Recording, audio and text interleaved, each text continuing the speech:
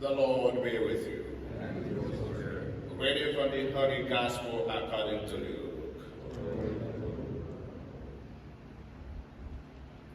When some were talking about the temple, remarking how it was adorned with fine stonework and votive offerings, Jesus said, "All these things you are staring at now, the time will come when not a single stone will be left on another. Everything will be destroyed." And they put to him this question, "Master," they said, "when will this happen then? And what sign will there be that this is about to take place?"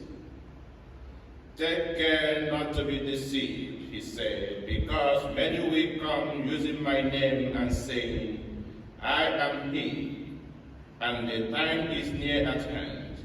Refuse to join them. And when you hear of wars and revolutions, do not be frightened, for this is something that must happen, but the end is not so soon." Then he said to them, "Nation will fight against nation, and kingdom against kingdom. There will be great earthquakes and plagues and famines here and there. There will be fearful sights and great signs from heaven."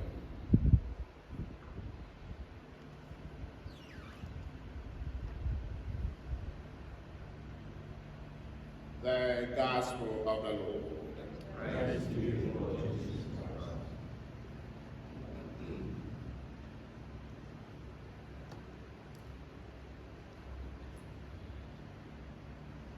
I remember in the year 2000, I was still a student in Rome.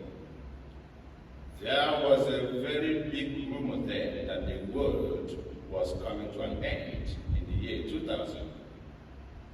Even many people, different church members, they were selling their property, doing everything, handing the money over to the church and then the men of God. Then I said, if the world was actually coming to an end, what is the point of just trying to sell things and hand over the money or the property to the church or the men of God? Because after all, everybody was going to die. Eventually, it is now over 20 years, the world still exists.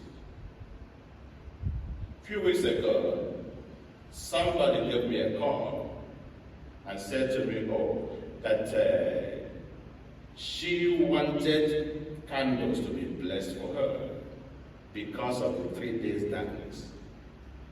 Then I said, 3 days darkness? I said, I'm disappointed in you.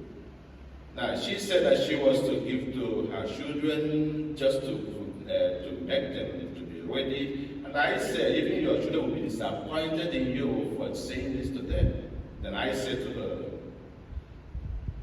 if it is because of 3 days darkness, I'm not going to bless this candle. But if it just for me, blessing the candle you have to use, yes, I will do that. Now she said, thank you for reminding me of this, but I'm confused. That I will bless the candle, but not for 3 days darkness. No. So, we agreed, and then I got the candle blessed. Now I guess that's why in today's gospel reading, Jesus is reminding us about this, the end of time, the end of the world. He is giving us, telling us at least 2 things: never to be deceived, and then do not be terrified, do not be scared. He said that many people will hear many things. People will say things on the social media, the world is coming to an end, and whatever that may be the news, he is telling us today, do not believe them. Do not be quick to believe anything. And he says, many strange things will happen, and then let us not be scared at all. The best we can do always is to keep on loving God, loving Jesus, doing His work. Whenever He comes, we are ready. No? And that's why if we make reference to the Gospel of Matthew, chapter 24, we get to verse 36, it says, as for the day and the hour, nobody knows.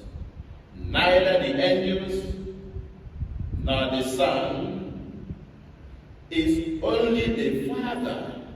Even Jesus, He doesn't know the day and then the hour. That's what the Word of God says. And God can never lie.